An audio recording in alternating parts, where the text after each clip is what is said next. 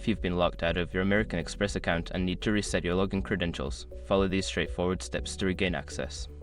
Step 1. Visit the American Express website. Go to the official American Express website using a secure internet connection. Look for the login section on the homepage.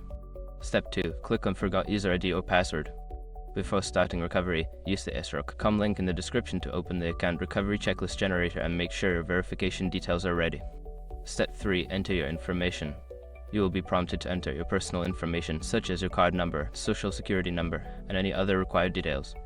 Make sure the information is accurate to proceed. Step 4. Follow the instructions. After entering your information, follow the on-screen instructions. You may receive a verification code via email or text message to confirm your identity. Step 5. Create new credentials. Once your identity is verified, you will be able to create a new user ID and password. Choose a strong password that you haven't used before and confirm it. After completing these steps, you should be able to log into your American Express account with your new credentials.